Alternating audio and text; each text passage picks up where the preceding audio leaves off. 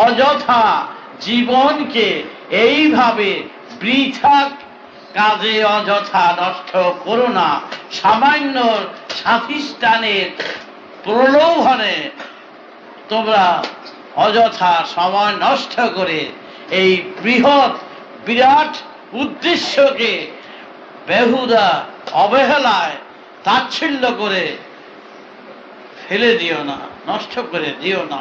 পেলান্নি সদাওয়া জানিয়া মা সওয়াগিয়া বিজা মুমানিতা। তোমরা সদা সর্বদা সেইভাবে জীবনটাকে সেই অমূল্য সম্পদ করে তোমরা সেই ধ্যানে জ্ঞানে প্রেমে বিভোর রেখে দাও আজ্ঞা চক্রে। তাই তো তোমাদের বলতাম ধ্যায়র্সন্নম আহরণীসম, এই যে কথাটা বলতাম, কেন বলতাম যে পথিক পাথেও প্রয়োজন আছে, অধিক তোমরা সাবধান হয়ে চলো। তোমাদের ঠাকুর, তোমাদের গুরু তোমাদের প্রতি মুহূর্তে নির্দেশ দিচ্ছেন যে এই পাথেও দিয়ে দিচ্ছেন, এই পাথেও নিয়ে তোমরা সদা সর্বদা ঠিক মতন চলো।